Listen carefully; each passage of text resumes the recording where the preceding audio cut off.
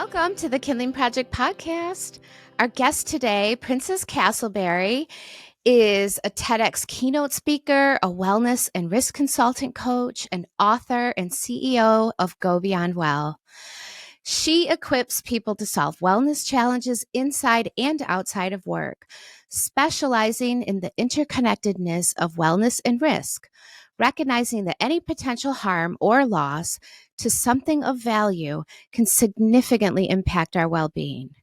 Her mission is to empower individuals to actively manage their wellness risks and lead better lives. Welcome, Princess. We're so excited to have you. Thank you. Thank you both for having me today.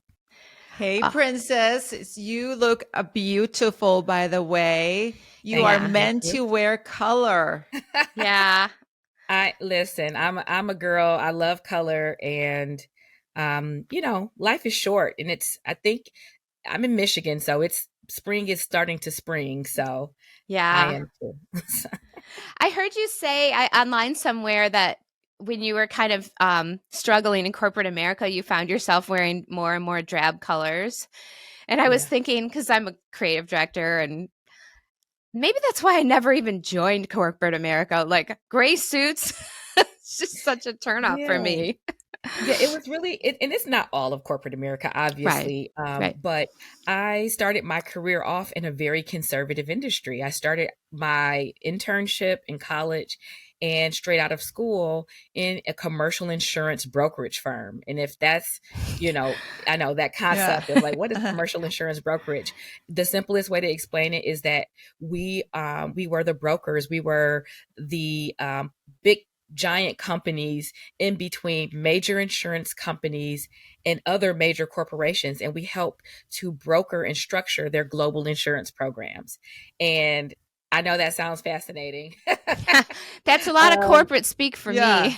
It's a lot of corporate speak, but that's what, the simplest way is that we were the middle people between the big insurance companies and the big corporations. And we had to make sure that companies had programs in place that protected their people, protected their businesses. So I love that career. It's the career that raised me, that taught me so many skills. But that environment, though, that particular side of the business was very difficult for me because it was ultra conservative, and everything from hair to dress to race and gender came into play for me in that environment. And so in a way, I'm incredibly fortunate to have had those experiences very early in my career.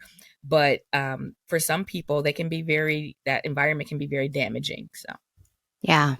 So true. But before we dive into this amazing career that you have created for yourself, can we just talk about your name for a moment? Can we simmer in that? I mean, your mama, where did this princess come from?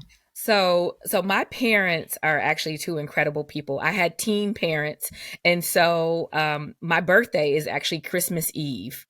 And so their original idea as wise teen parents was to name me Christmas Eve. And one of their friends said, okay, no, we're not naming her Christmas Eve. And it turned into like a funny moment. But when they got serious and started thinking about names, they realized quickly that the names they were coming up with were all names of British princesses. And you're talking like, this is 1979 going into 1980. And so they were thinking of these princess names. And a friend of theirs just pointed that out and said, well, a lot of people call their daughter Princess. Why don't you just name your daughter Princess? And that's what they named me. So they named me Princess. And a lot of people mistakenly assume that Castleberry is my family name, but that's actually my husband's last name. So how fitting, though. Yeah. The running joke is I'm only 4 feet 4'10", and the running joke that I tell my husband is that I was either going to marry him or Tayshaun Prince, Tayshaun Prince is 2 feet taller than me, and I said I either want to be Princess Castleberry or Princess Prince. One of you guys has to choose. So that's great. I love that. I just love like the synchronicity of all of that. Yeah. Right. It feels like your life is in order in some way. It makes me think, are you gals watching that Princess Charlotte on Netflix? I Oh, am. Bridgerton. Yeah. I Yeah. I have to get into it. I have to get into it because I loved the first couple of Mm. seasons of Bridgerton. I loved it so much. I don't watch a lot of television though. I haven't watched television regularly for about 10 years. So when I pick a show, it has to be amazing. So I want Right. all the reviews to be in, Yeah. and then I'll watch it. I'm always a season behind. It's okay Yeah. though. Yeah. My husband was gone this weekend. He took my son on the 8th grade Washington D.C. trip. So I Yes. had this extra TV time and I binged the Princess Charlotte. Um I I yeah, love it's what really Shonda something. Rhimes is doing. Yeah, I love that she's bringing different groups and looks and faces to modern time fairy tales, which Yes. is just perfection to me. So, Yes, I love Princess, that. now, so your mom was how old when she had you? So my mother, when I was born, my mother was 16. So she was 15 and pregnant. She was, Wow. she was 15 years old.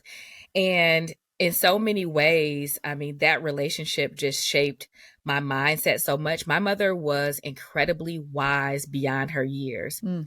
And I will tell you I get a little choked up even thinking about this, but the best thing that she ever did as a teen mom, and not to say that she did not make a ton of mistakes, Yeah.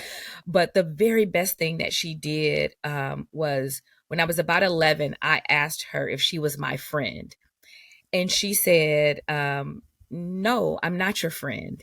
And I was like confused for a moment. I was a little baffled. And she said, no, I'm not your friend.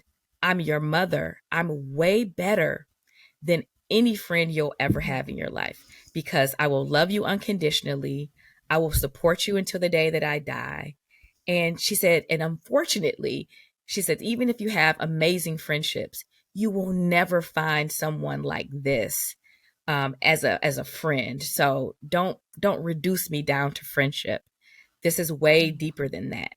And she said that to me, and I paused. I took a real hard pause, and I think that was the first time in my adolescence that I had really heard her passion for me. And that is something that has stuck with me for the rest of my life. That I mean, a mother's love is something to, you know, that you just cannot replace. It's an incredible feeling. But she was wise, and she was a woman of her word. She wasn't my buddy. She wasn't my sidekick. She was not my wing woman. Mm. She was the mother. I was the child. And I'm so grateful to have had a childhood. I had a Oh, childhood. So that's yeah. beautiful, Princess. And I love that video of her dancing. I think you posted of her playing basketball with your Playing kiddos. basketball. I just thought that is the best. And I think for grandmothers, that's when they really get the joy of Mhm. loving on their littles in the world Yeah. without any of the pressures of being the parent. Yes. So, I wonder at what point did it hit you that, oh my mom at 15 was carrying me, and that the vastness of that, and that is a heavy load, a beautiful, obviously, look at where you are. But do you remember the moment when you realized what your mother had done? Oh, for And sure. yeah. I was when I had my child, my first Mhm. child, I was 31, but it was honestly I recognized her the most in that moment after having given birth, but it was really after I got divorced. I'm divorced from my first husband. So my sons you know are each of my husband's children. And it was the moment that I was divorced, which my first divorce came at the end of a long relationship. We had gotten together really early in life in our college years, and we were together for about 10 years. So we were getting divorced at the at the end of a long relationship, but having a baby at the end of that relationship. And it was that moment when I was single, Mm. and I had this amazing day. I had an amazing day as a single mom. Like, I was exhausted, but I looked around, the house was clean, the food was made. I was like ready for the next day, and I felt exhausted, but I felt like, "Oh, I did that." And that's Right. when it hit me that, wait a second. Mm. I'm feeling like I did that, and I was, 30 plus, and she did that at 15. And that's the first time it really hit me Mm. that these things that I'm doing and I'm celebrating, my mother taught me how to celebrate the moment. All the stuff that I'm celebrating in this moment, she did this and she was 15 years my junior. And that blew my mind. Oh, I bet. Yeah. The amount of wisdom it takes, the amount of clarity, calm, and commitment. It blew my mind. So, Princess, we talked about your mom and your personal backstory, being raised by a teenage mother and then having the kind of wisdom to look back at her decisions as you approached motherhood in your 30s. But I think in addition to your personal backstory, you have a rich professional backstory. And that's a big part of your story and your career, and also how you exited corporate America and became the amazing wellness coach that you are today. So do you want to tell us a little bit more about that backstory?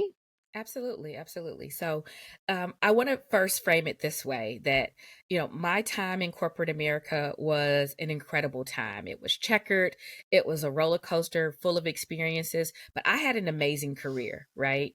And I consider my coaching business today and all the work that I do to be an extension of that. So, 20 years ago, I started off as a summer intern at a commercial insurance brokerage firm. Had no clue what that was, but I was a part of this incredible program called Inroads. And Inroads was specifically set up to give people of color, students of color, an opportunity to work in corporate America. So it was sort of like a matchmaking program where it took your skills, your interests coming out of high school and college, and matched you up with corporations that were looking for top talent among people of color.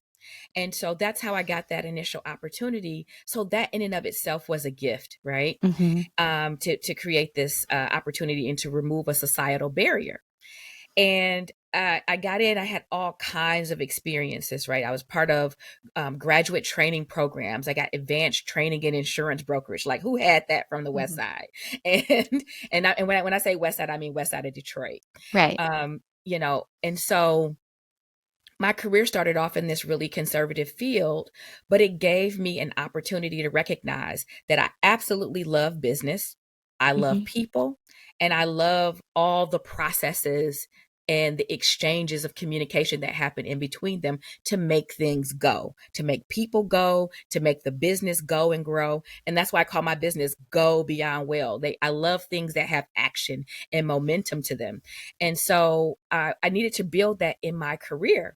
But those early challenges came because of all the isms, right? All the isms and Right. intersections.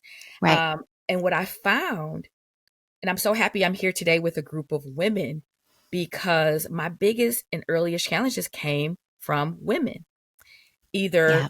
from a racial standpoint and a cultural standpoint, calling out everything from my tone of voice.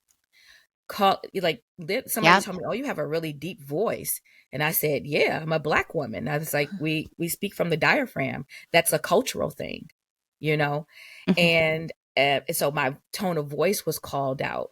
The speed and the authority that I spoke with was called out by women. Um, the way I even got into makeup artistry, it was interesting because I used to not wear any makeup, and I was young in my Mm-hmm. career, but I had women calling me sweetie, honey, Mhm. baby, girl, Yep. I get all those. Even at kiddo, 50, I get those. kiddo, Yep. yeah, stuff like that. And at a time when I was trying to assert myself. So that was one of the really interesting things to me. And one of my earliest memories was literally having my female boss, and she was a powerhouse in the company. She was actually someone I initially looked up to, but she asked me one day. She says, how did you find out about this company? She wasn't familiar with my program, and she said, she wanted to know my backstory. And she said, because you don't look like a risk manager. Ugh. And I said, interesting. And so that moment, actually very early in my career, was about 23, 24 years old. That became a turning point for me, because in the moment that she said that to me, I physically felt my chest like cave in. And I had other experiences leading up to that moment, these very subtle microaggressions, but that hit me like a truck. You know, you're telling me I don't look like something that I want to be. And it wasn't an inviting, comment. And I paused and I asked her, I said, "What did you mean by that?" I said, "What are you hoping to accomplish by saying that to me?" And she was stunned. Right.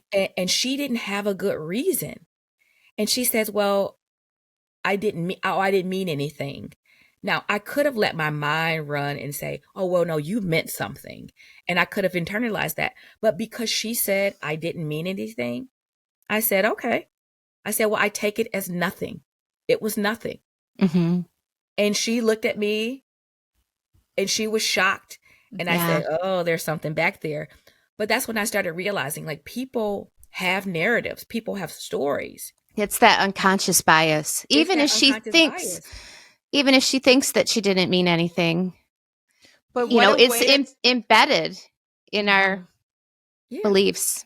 for sure. So true, but I love, Princess, that at that moment, instead of you taking it as a victim and maybe getting smaller and playing to where she wanted to categorize you, you rose and put it reflected back on her and took your power back immediately in that conversation. Not Yes. all women can do that, so bravo to you.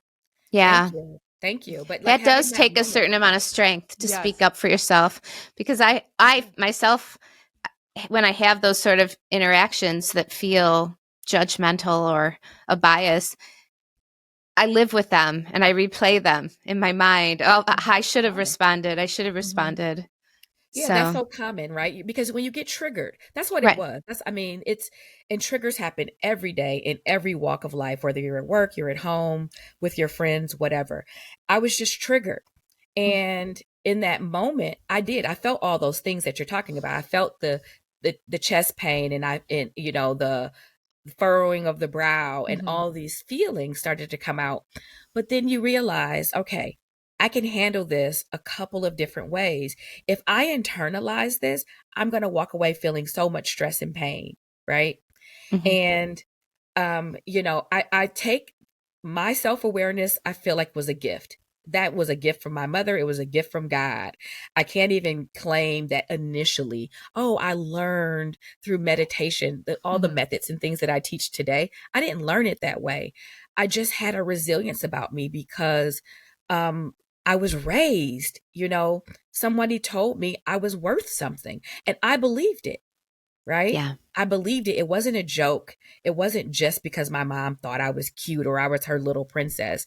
She told me to go out into the world and make something. Well, guess what? You can't make something out of nothing. Right. Things only come from things of value. Things are derivative of Right. things of value. So if I had made it all the way to corporate America from the West Side, and before then, I had made it through the top high school in my city. I had made it through scholarship programs, college, studying abroad, learning another language. So who's going to check me? Like, who's going to tell me, Right. That and you we don't make look it. like corporate America. Come on. And you make it through so many things. But you know what I realized way later in life? I'm like jumping 20 years. But as I retell that story and I really sat back and reflected, she wasn't wrong. Right. Now, I don't know her intent. Who Mhm. cares? Right. But She may she not wasn't know. wrong. When Right. she said you don't look like a risk manager, as I reflect back, the risk managers, she herself didn't look like a risk manager of the day.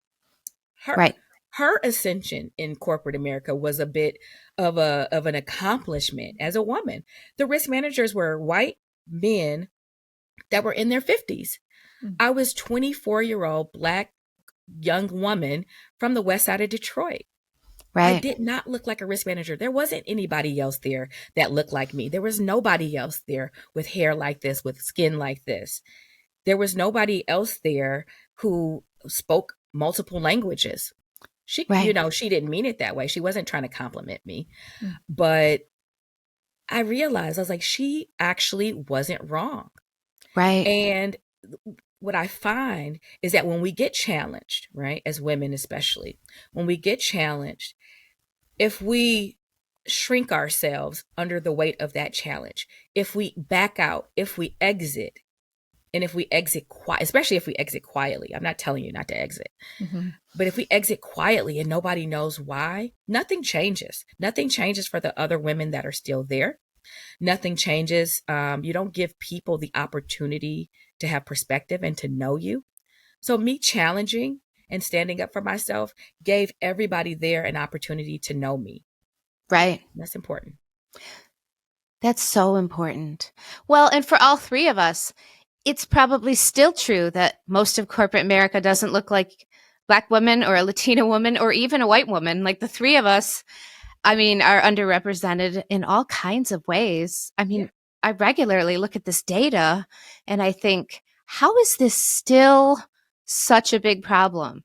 There aren't women on boards. There aren't enough women on boards. There aren't people of color on boards. Yeah. Why are we We back out still of a lot of fighting? things though. I Yeah. honestly find, I mean, because I one of the main things that I teach about is, I teach about collective responsibility. That's Right. one of the values of my organization, collective responsibility for wellness. And we're part of it too.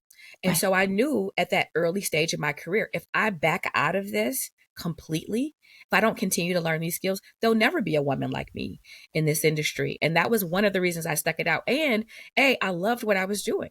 I loved what I was learning. And so I just knew I needed to do it in a different environment. See, everybody doesn't get to play with me, right? Right.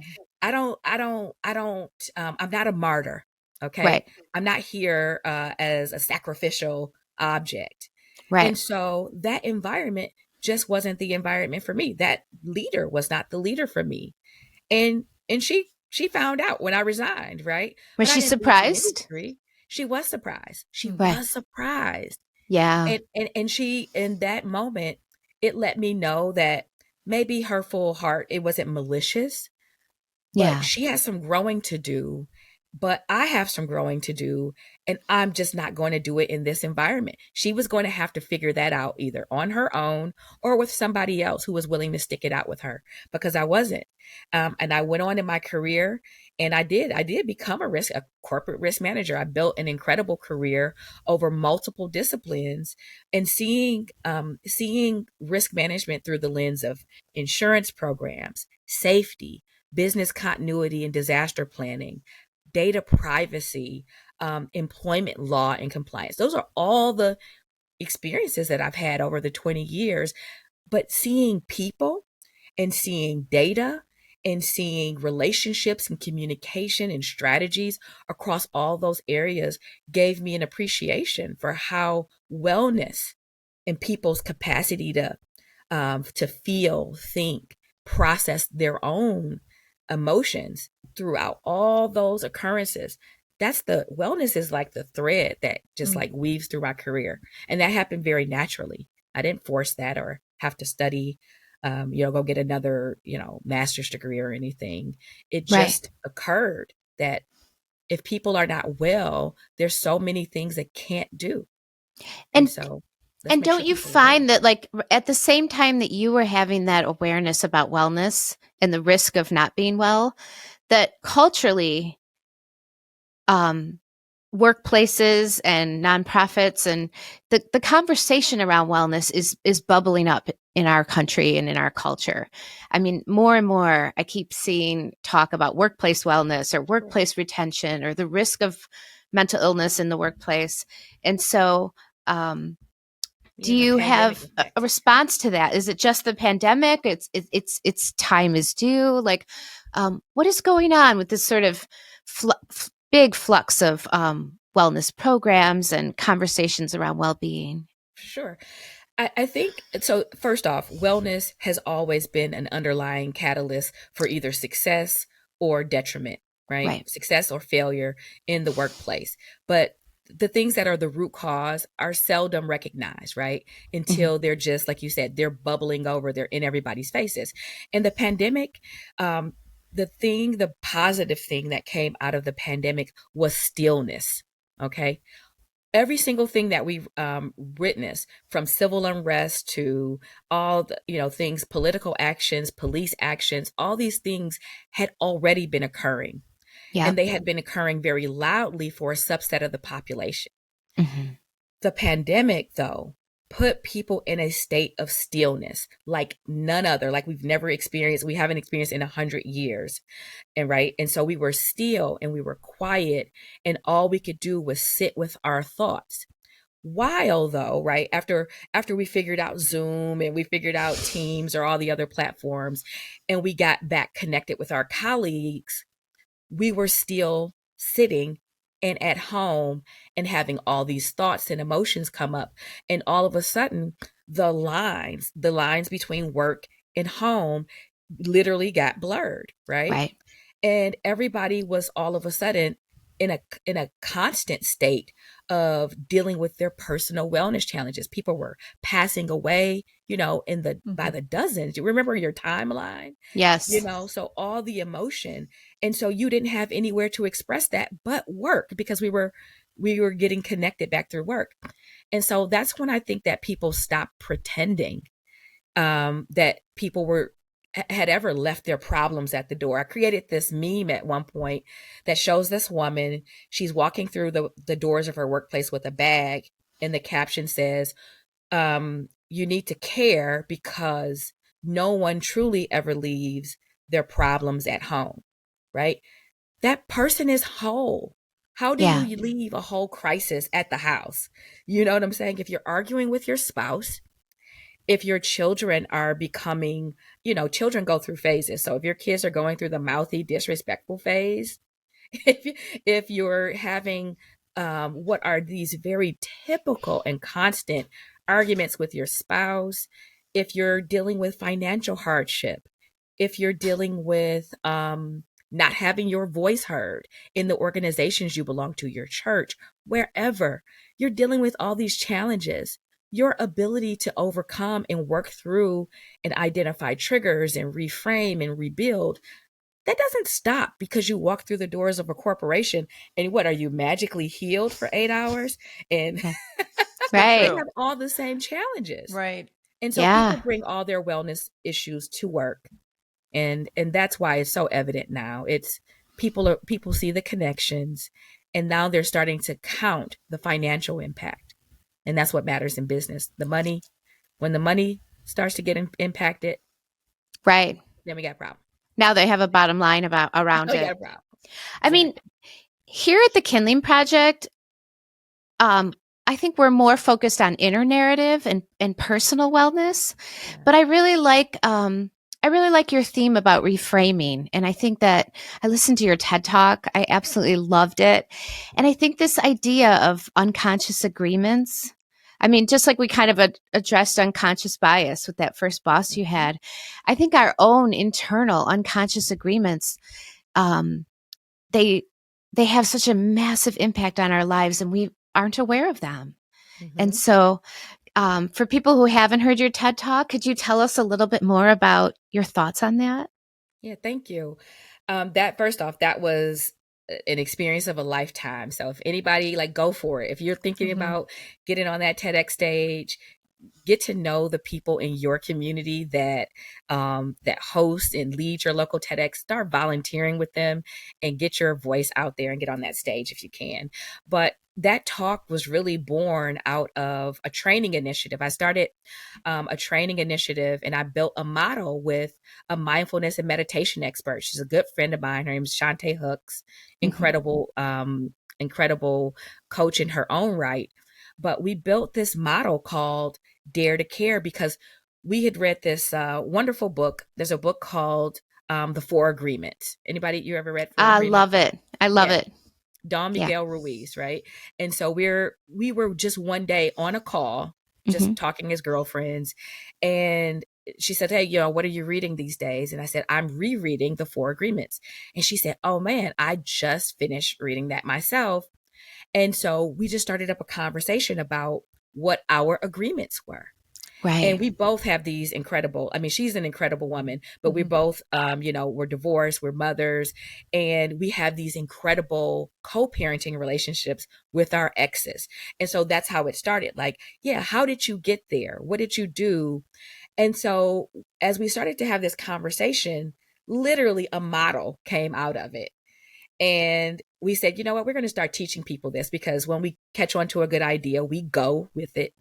Right. And when I had an opportunity to speak at TEDx, it was just natural. That's what I had just been working on. And I was invited to a sort of a precursor to TEDx. There was a whole other event by the same host. It was an unofficial event. It wasn't an official TED event, but I had an opportunity to talk about whatever I wanted. And so I brought up the subject of breaking bad agreements. How do you do this? And the way you do it is you have to dare for yourself. And when you're in a position of power and privilege, anywhere, it could be in your home, everybody has relative Mhm. power and privilege, Right. whether your home, workplace, society, wherever. But when you are in that position, you have to care for others. And so that those acronyms turned into something incredible. But when you dare, you define what your agreements are. Just simply define them without judgment, Right. right? What do I believe? Just sit Mhm. back and think about the things that you do. What do Mhm. I clearly believe because of how I'm behaving, right? Yeah. They're not ideals, it's actual. How am I behaving? What am I doing? So define, what do I believe and where it came from? Who made this stuff up for you? Because I'm looking at Monica and Melissa. Did either one of you name yourselves? Nope. Nope. Somebody said, you're Monica, you're Melissa. Mhm. Somebody said at one point, you're a girl. Yep. And then they said, but you're going to become a woman. And they laid out all these rules and recommendations for how to be. And then if you, oh, you're going to become a mother. Oh, if now you're a mother, you need to do X, Y, and Z. So society, your family, your friends, television, Right. programming Mhm. has been teaching you your agreements. But you have unconsciously agreed to the ones that you live out. Yeah. And it's just taking time to define what those things are, where did they come from, and if they still serve you well today, right? So, Yeah. Princess, but how do you do that for women that we like to call the sleeping beauties who really don't even know what their inner voice sounds like and can't even, don't even know how to put words to their alignment? How do you help empower women to find their voice, find their agreements, or at least dismiss the ones that they've been told and create their new ones?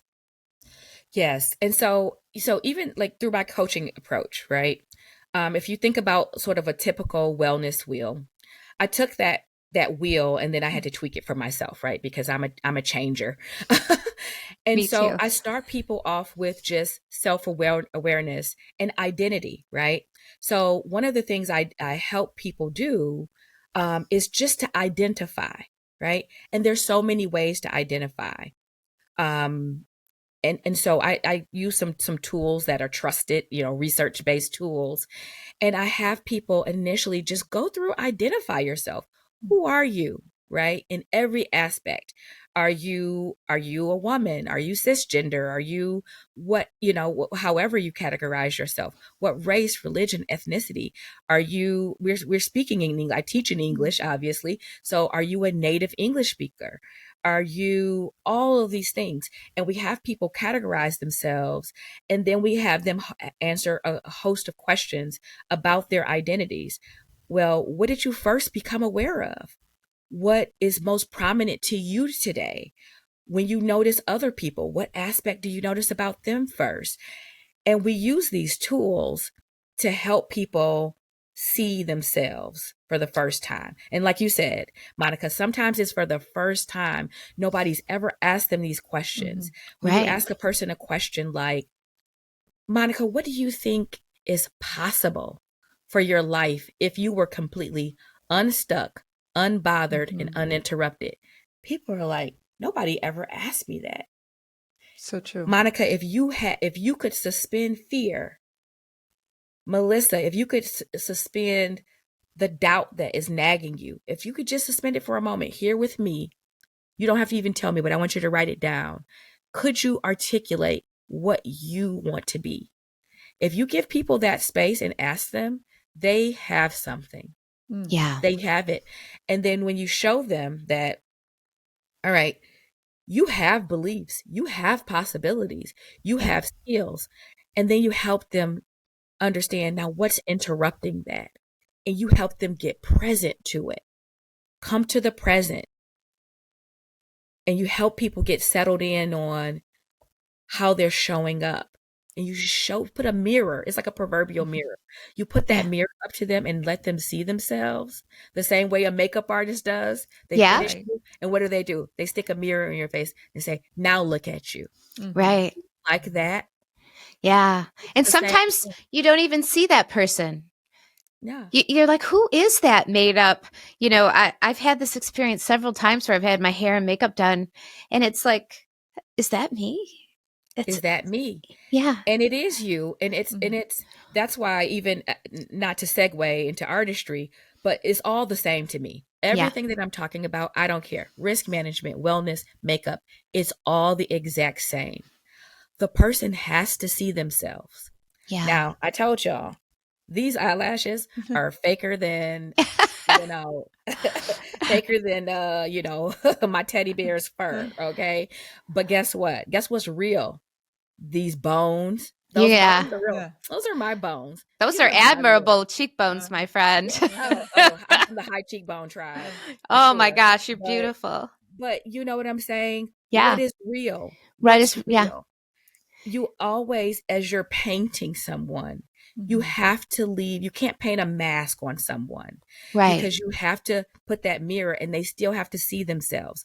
It's the same when it comes to wellness. You just help a person get present to the beauty, the possibility, what is to come. You help them get present to that, but you have to keep a part of the reality there. Right. Or else a person will have that out of body sort of experience.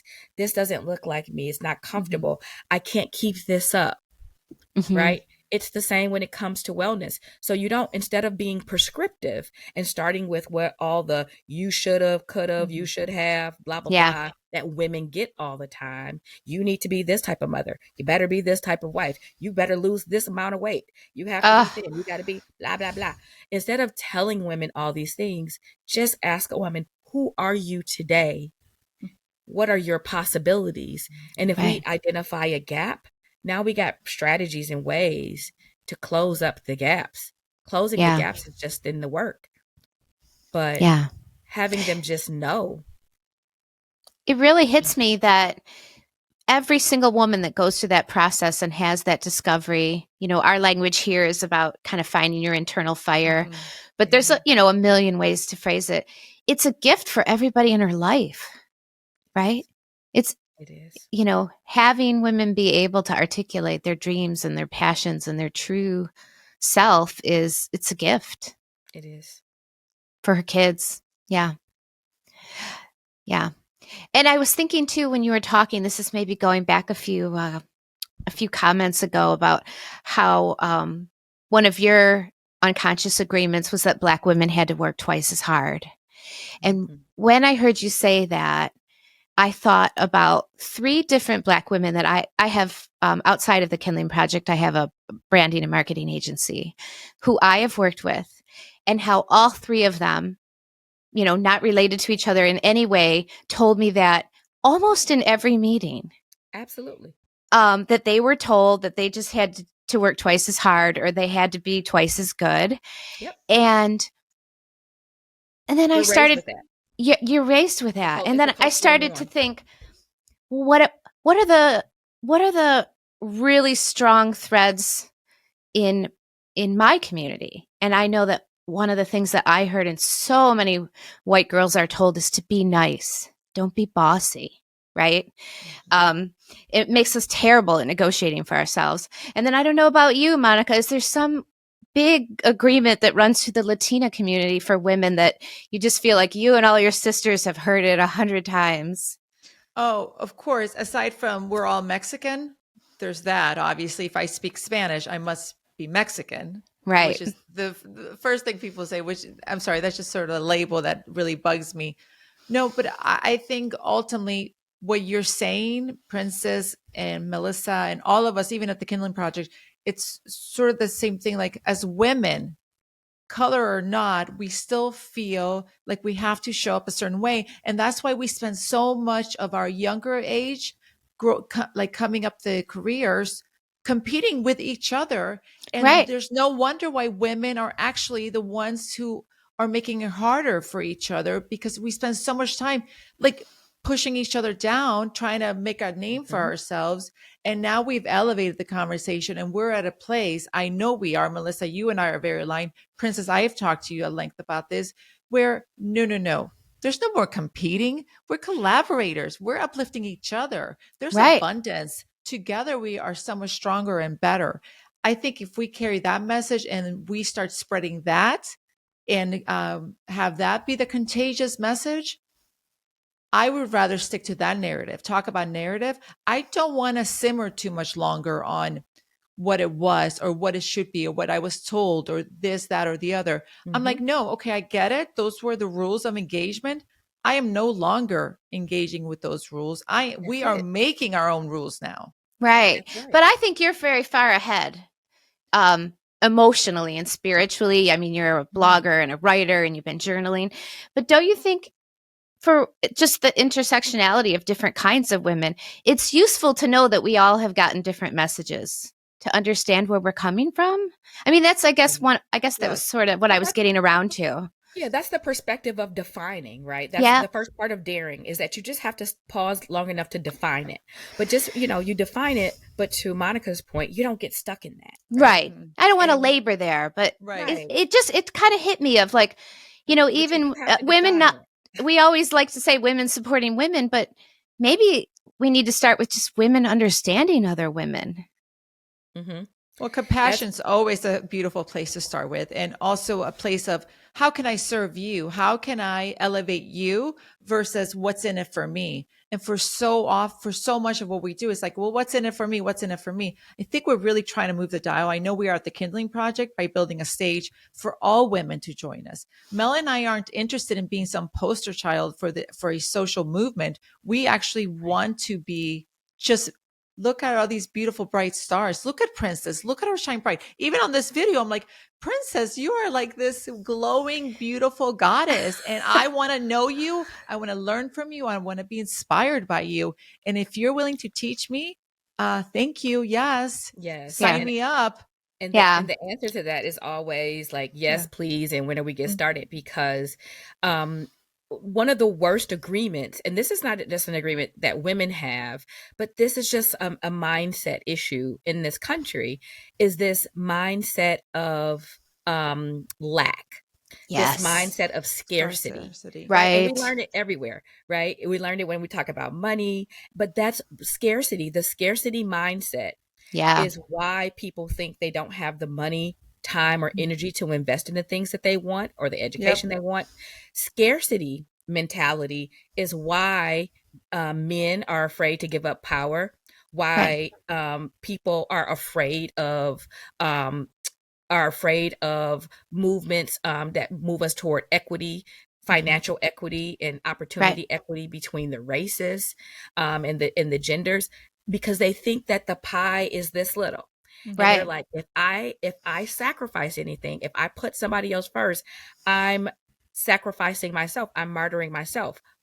And this world is set up on abundance. We have an abundance of things. The problem is that when people try to hoard abundance, people try to hoard resources and control things for Right. everybody else. And we understand that without getting political Mhm. or without having to go, too far. We see those forces.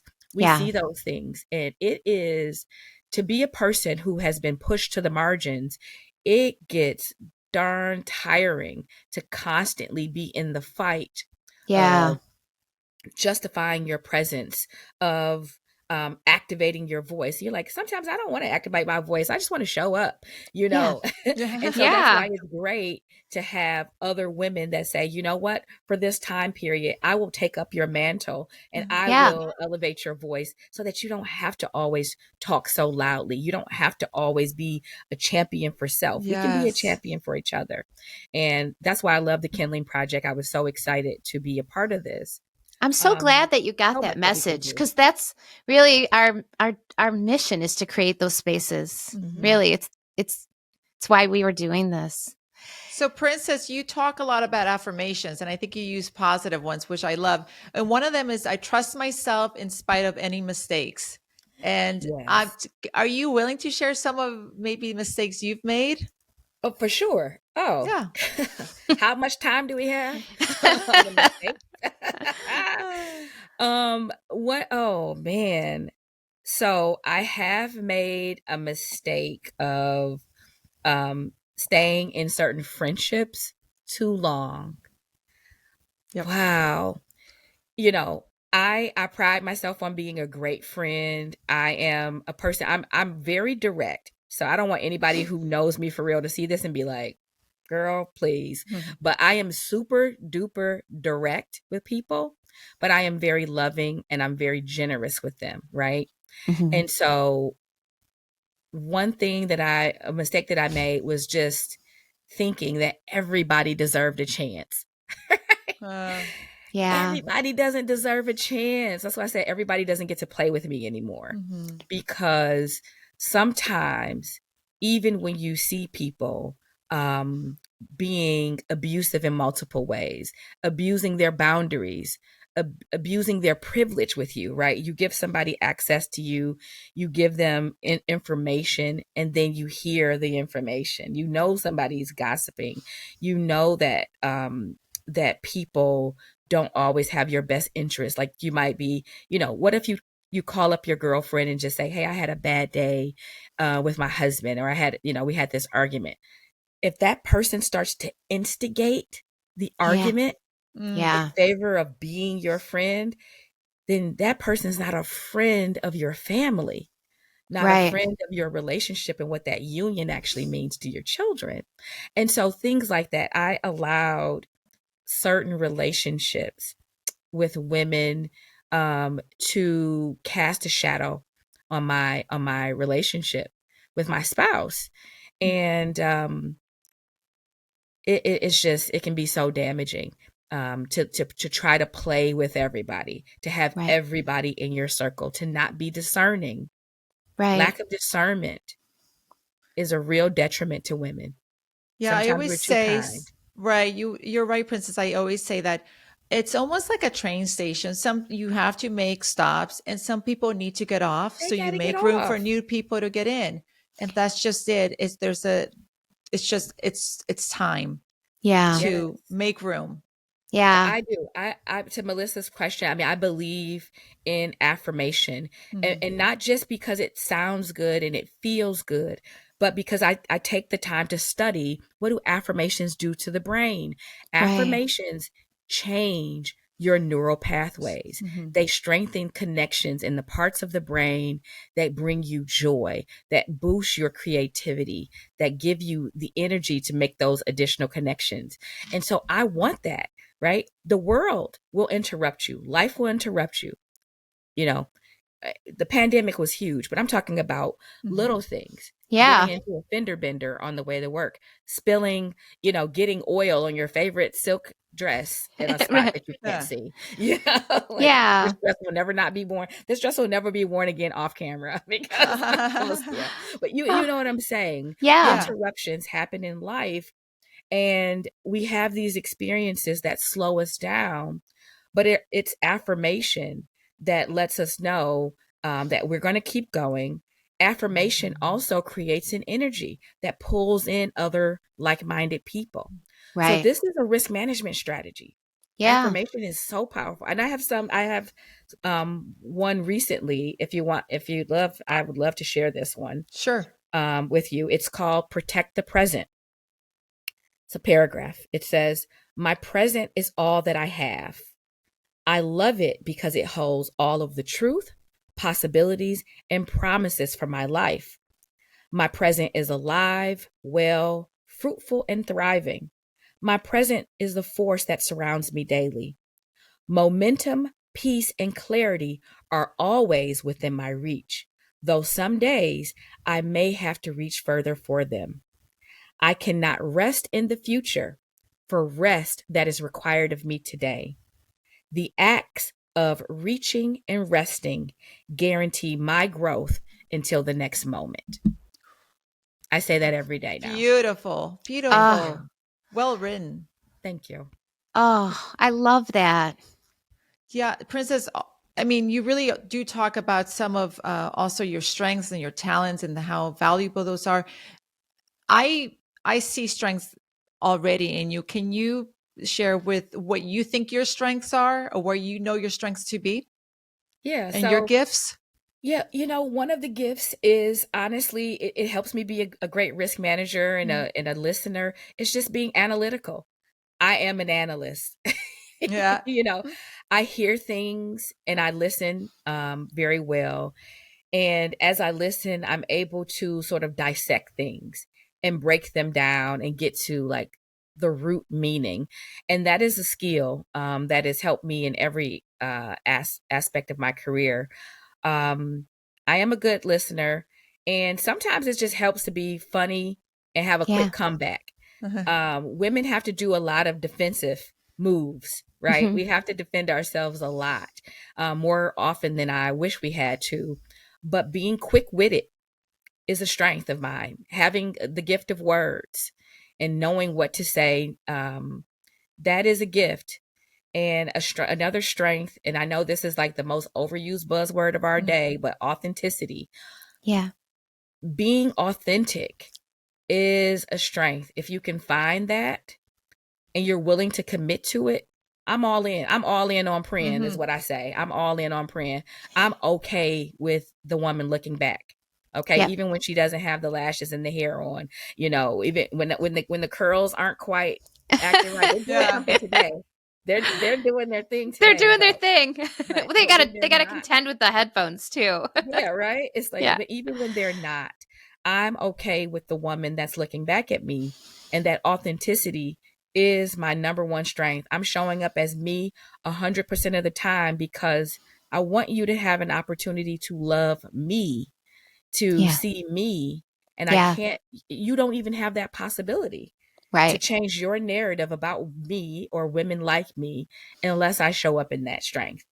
and Yep. and so that's what I do. And most of the time, I would say 95% of the time it works, and there's 5% of the population that's crazy and they don't like me. Yeah. They're crazy. They're They're crazy. crazy because we And they're see it. crazy.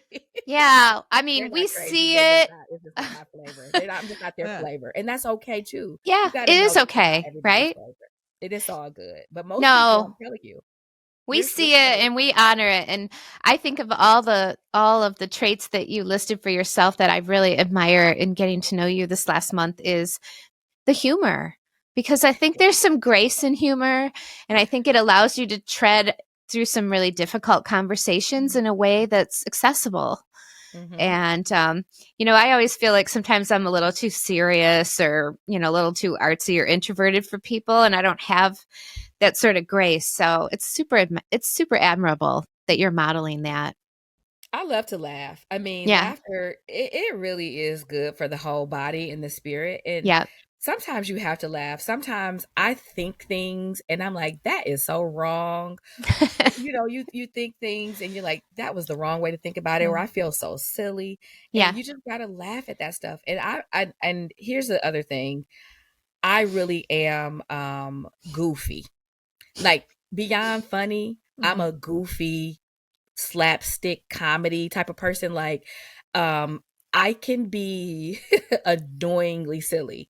Uh-huh. Like, but there's certain friends I can be that way with. Like, even for a long time, I told my husband, like, for a long time, he didn't even realize how goofy I was until he heard me on the phone with a best friend. Like one of my best Mhm. friends, we've been friends since we were 14, and Oh. he heard us just talking about something like Ace Ventura or watching movies like Tropic Thunder, like just the dumbest, Dumb and Dumber. Like I Yeah. can watch that on repeat. Like that's my kind of movie. Uh-huh. You know.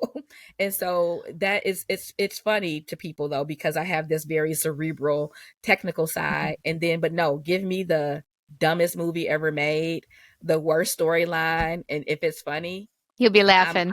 I will roll laughing. It's just I find humor in the funniest things. And it's Yeah. okay. Like I like to make jokes. It's like it's better. It's It makes life entertaining. easier. Yeah. It It is. just it softens the corners, I think. Yeah, exactly. And then you just get to be like, it's just part of who you are. And Yeah. if you can laugh with somebody, then you can probably sit down and listen to them. And you Yeah. sit down and listen long enough, you might be able to collaborate. Mm-hmm. If you Yeah. can collaborate, you can negotiate. It just Yeah. turns into I a feel this flow. I'm music. talking This, yeah, about I the feel business is it. going to come. Yeah. And so when you can do that, I mean, like chuckling is like the basic of human emotions, Mm-hmm. If you can do that, you can do so many more things with a person. Yeah. I'm going to put more laughter at the top of my self-care list starting today. Yeah. Yeah. Yes, find something to laugh at. So, well, so we've kind of talked about some strategies and we talked about some strengths. What about self-care tips? I know a lot of coaches get into exercise or healthy eating. I know that's huge for Monica, and that's a Mm. big struggle for me. Do you have any self-care tips for our community? Absolutely. And I was thinking about this even this morning. I said, I have to record this. But something that I add to a lot of my sessions, is a practice called PMR, Okay. progressive muscle relaxation. You ever heard of Oh, PMR? I no. have not. So Google it because I want the world to know.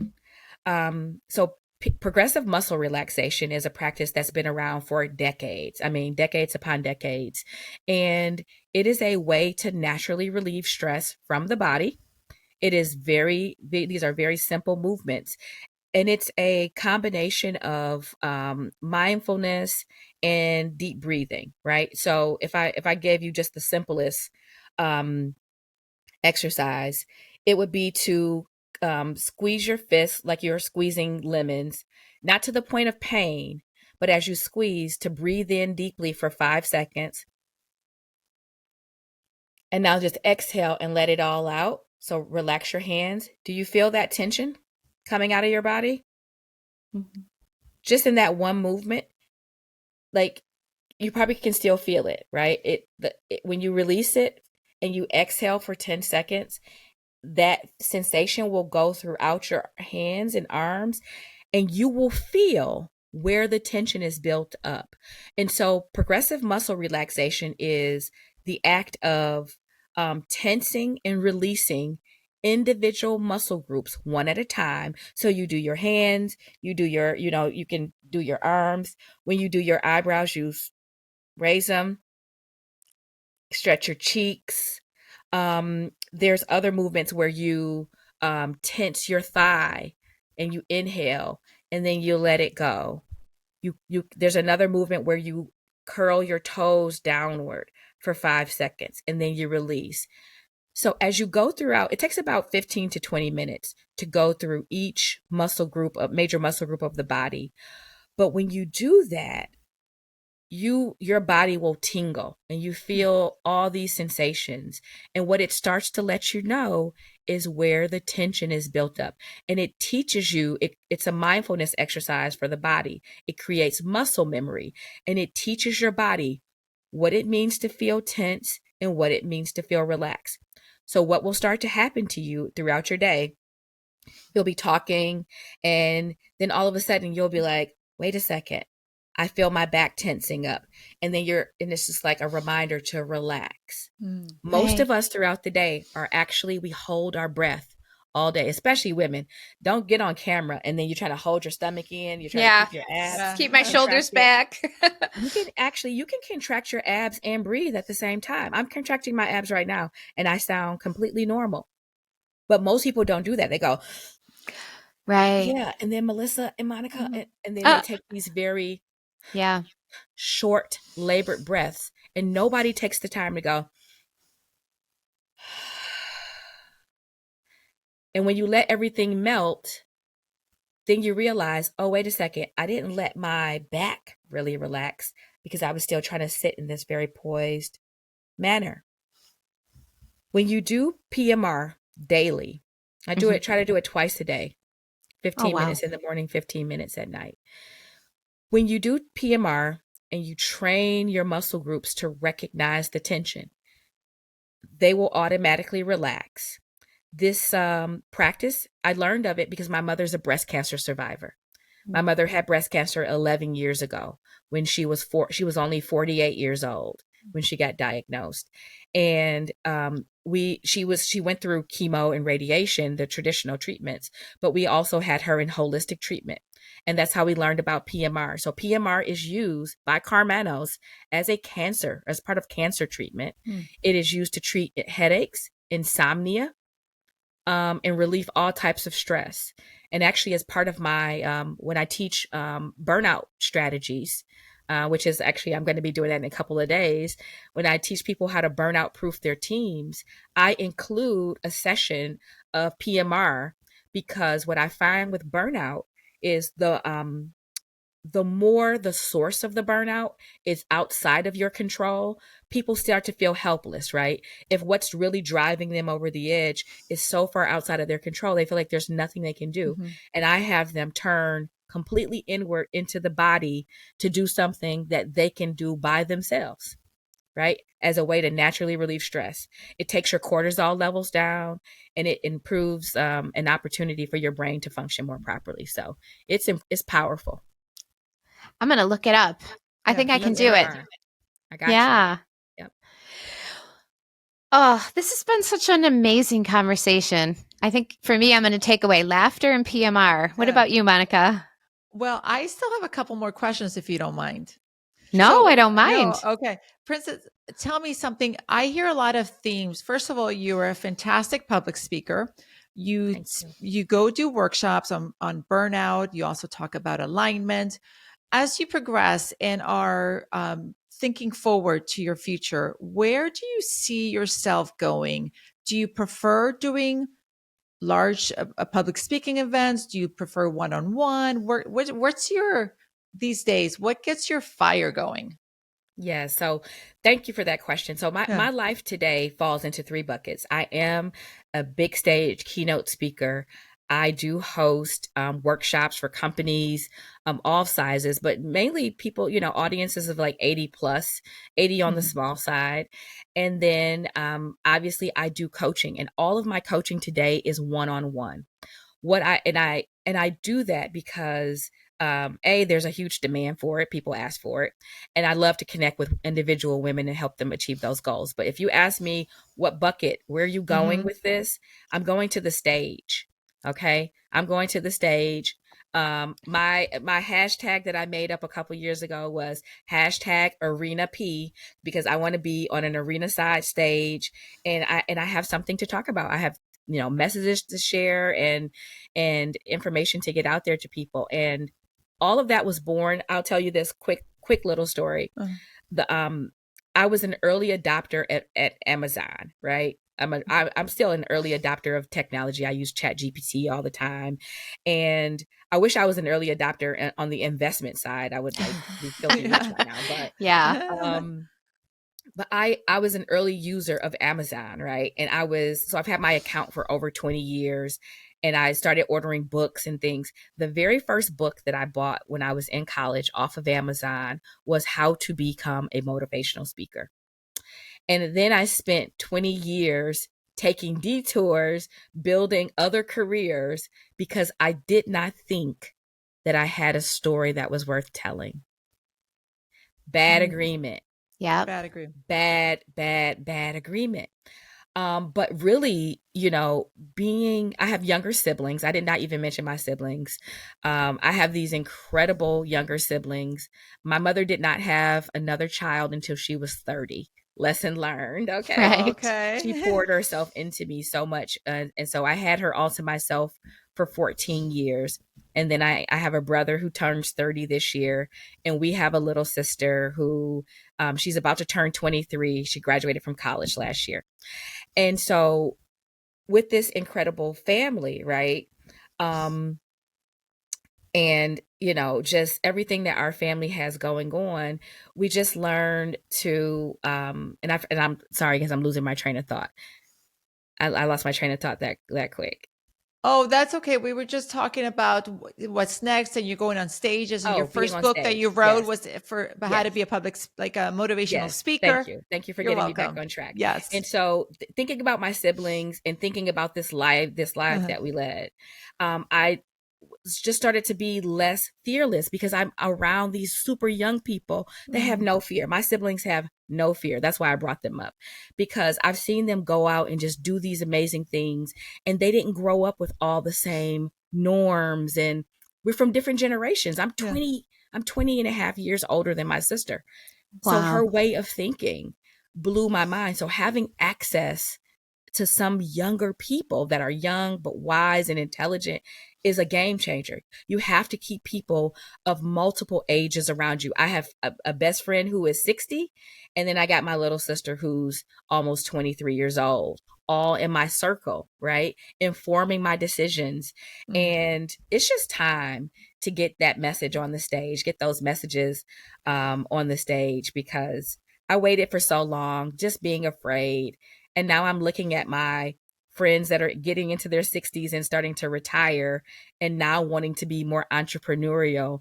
And then looking at somebody like my sister and my brother that are like, hey, I'm not waiting for anybody. I'm doing it today. It just spurs me to not wait any longer. We don't have any other time but the present. So That's so true. And I was listening to Simon Sinek. Do you know who he is? yes, Sinek? for sure. Yeah, right. So I had the pleasure of hearing him in person this past weekend, and he went back to talk about how most people and organizations can tell you what they do, but they can't tell you why they do it. Why? And Melissa and I talk about it all the time. Like you have to know your why, not only personal but professionally. They might be a little different, but I'm curious, what is your why for your business? Yeah, the why for my business is honestly that people deserve to live better lives, whether it's inside or outside of work. I honestly feel that if somebody is going to give their time, talent, and their present to a profession, that they deserve to be well, right? Yes. And that's really it. I mean, and that the why is that, we all have a collective responsibility in ensuring the wellness of not only ourselves. I have a collective responsibility for your wellness, right? Making sure I was on time today. How much would I have stressed you out if I didn't show up today, right? Just even the simplest interactions, having that connection with other people, and just knowing that you have an impact on them and a collective responsibility. That's why I do that.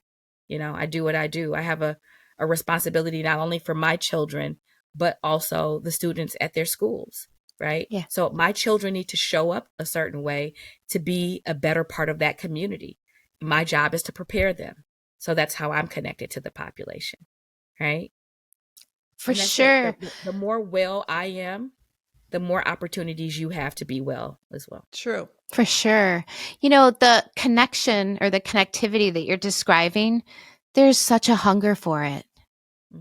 There's such a hunger for it. I mean, Monica and I are finding, you know, we've had a couple of events recently and, pulled up into the parking lot with these nerves of like, is anybody going to come? Right. Yep. And then 40 amazing women show up at 7 p.m. on a Wednesday.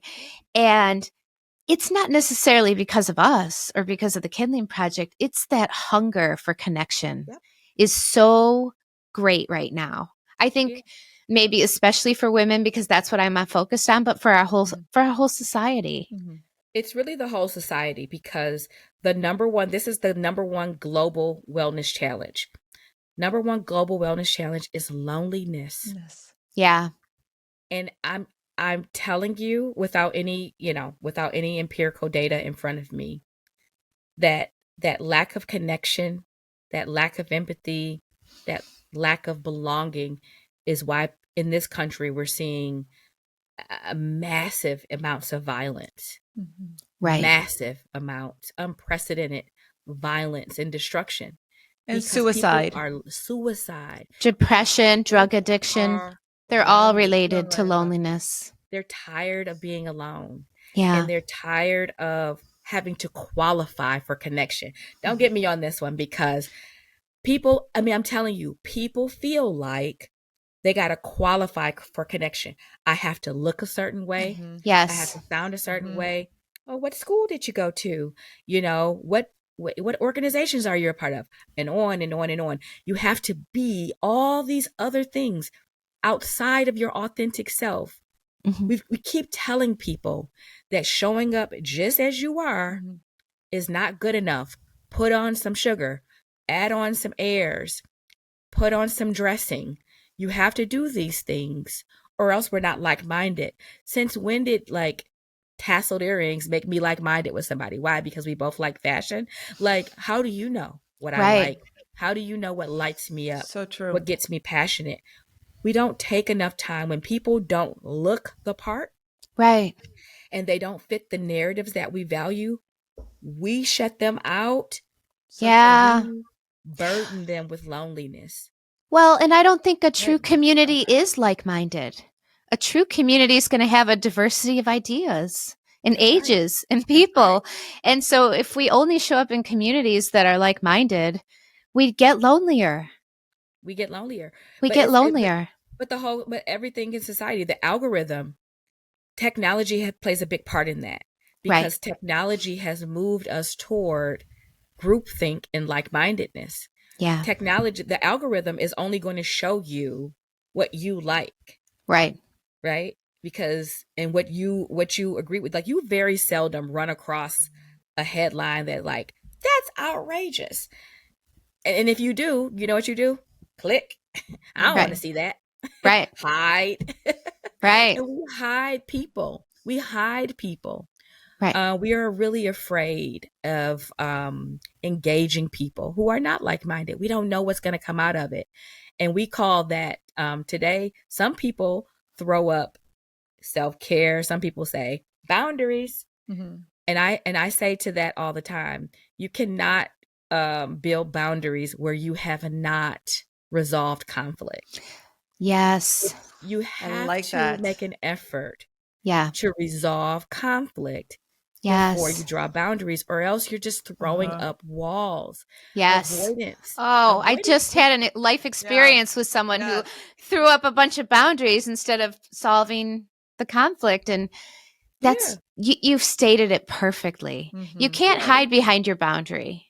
No. And I'm not saying that there should not be boundaries. There absolutely have to be Of boundaries. course. Of course. But there has to be first, in my opinion, a concerted effort to resolve conflict. Yes. Or else, guess what? You're going to come out from behind that wall one day and conflict's still going to be standing there. Yeah. Or you're going to Yeah. live behind those tall walls and get lonelier and lonelier Mhm. because you can't just look in the mirror all day. No, I think Princess, please add that to your princess isms and to your quotes. That's a good, solid one. My Yeah. favorite. Yeah. Yeah, Love it. thank So you. good. So good. Yeah. Yep. It's this, but my grandmother used to say, and this is a good like kind of closing point for Yeah. me. Like, my grandmother passed away when she was 59. Oh, So this is young. this, and I was 12. She was 59, I was 12. So my mother being 59 is this is the scariest year for me. Oh. But my grandmother used to say, about anything you were worried about, anything that you were even hopeful for, just keep living and you'll get there. And that's it. Just if you Okay. keep living, you'll get there. Right. Wherever there is, whatever that possibility is, whatever that hope is, that destination. If you keep living, you'll get there. And that's part of my why as well. So people can just live Right. long enough to get there. Right. Yeah. That's perfect. Yeah. That Thank is. you. Thank you so much. Thanks for sharing all your words of wisdom and encouragement and your princessisms, as Monica called them. The world according to Princess. The world Yeah. according to Princess. My nickname when I was growing up, my family called me the Queen. Oh, And yes. I don't know if it was always a compliment. I mean, it might have been a side compliment in some ways, but I just love this sort of royal thing that we have going on here. Yes. We're, Yes. it's Yeah, there's room for all of us. there really, There's really so much is. room. Yeah. Or somebody said, oh, everybody's talking about wellness. I said, well, why are people still broken? Yeah. Not enough of us. Yeah, We have sure. heard that too of, when we started the Kindling Project a year and a half ago, and we really wanted to focus on women's alignment and their passion projects. And we kept hearing everybody's talking about passion projects. You know why? Because it's important. It's Yeah. bubbling to the surface for everybody because a lot of us, especially those of us who are mothers and professionals and doing all these things, we're having this sort of knock on the door like, wait, what about me? What about Mhm. my passion? What Yeah. about my inner whisper? So I think that if everybody's talking about it, you're probably in the right place. That's right. Yeah. Yeah. Oh, well, do we want to do our little shout out Yeah. to wrap this up? So, one of the things we do at the end of some of our podcasts is we give you a chance to give a shout out to somebody who puts kindling on your fire. Oh. Okay. Oh, now that's pressure. Yeah. So Oh, first off, thank you both. But you're so somebody who welcome. puts kindling on my fire, I would say I'm gonna group them together is my family, my core, my husband, my two sons. They do it for me. I get to live with three amazing guys. They're not perfect. I'm not perfect with them, but we do love each other and they support everything that I do, even down to, hey, I'm quitting my job, or hey, I got this high profile client and I'm leaving that relationship. Mhm. I can go pursue other things. I have an incredibly supportive family and I could not do this work without them. Oh, we love that. Perfect. Yeah. How about you, Monica? I know you had a fantastic week. We can have a whole podcast about it with some change makers. For sure. So, but I'm still going to stick to my husband on this because if it weren't for him to give me the space to go find who I am and to really spark and ignite the fire inside of me, I couldn't do any of this because I have, two almost grown boys and a family and so forth. So, shout out to my incredibly handsome and special and perfect in my eyes husband. Oh, okay. So my shout out this week is to my mothers, to my mom and my mother-in-law.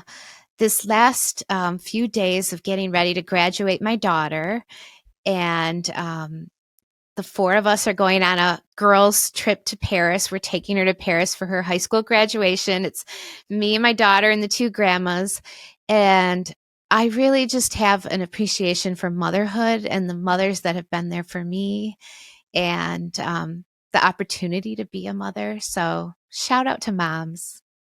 I know we're a little Yay. past Mother's Day, but it's on my It's heart. okay. It's every day. Yeah. Mother's It's Day is every every day for day. me. Every Yeah. day, yeah. And we can't sign off though, Princess, really quickly. How do people work with you and where do they find you? Yeah, the best place to find me is on my website, www.gobeyondwell.com. I am all over LinkedIn. I bet you, if you look for Princess Castleberry, you're going to find only one of me. Only one. One. Pictures like this. Ah! Have you seen this? I love That's it. me. I love it. Do you have an event coming up that people can sign up for? So I just wrapped up an awesome event, but the recording of that event is going to be on my website. It was called Unstuck, Unbothered, and Uninterrupted. Comes with a fabulous playbook. But the other huge thing going on right now is I am launching the next cohort of my coaching program. So even though I have people in a cohort, the sessions where we meet are individual. That program is called Momentum. It is an 8-week, I call it an 8-week wellness retreat where we focus on several aspects of your wellness, everything from your self-awareness to your mindset, finances, relationships, communication, career, in all the way down to your personal appearance. We do a fantastic makeover at the end, but with the artistry of yours truly. because appearance is a huge part of wellness. And that program launches, the next cohort is on June 5th. So there's an opportunity to do an informational session, learn more at the website. So that's just gobeyondwell.com/coaching. You can learn all about Momentum. And this time around, I'm actually offering some of the sessions as individual sessions, because that was a request the last time for some women that were having a hard time affording the whole program. So Oh, yes. fantastic. All right, ladies, Awesome. go check out Princess on all those channels. You can also join Princess, Monica, and myself in our private Facebook group, the Kindling Project Ignite. We can continue this conversation. You can give us your thoughts and feedback. And as always, I lost what I was going to say, girls. Oh, it's okay. It only takes one spark to ignite the fire within. Okay. Thankfully, when you're editing this, Kat, you can hopefully put this back together. It happens. It happens. I just drew a blank. I wanted to say what Monica just said, and I lost it.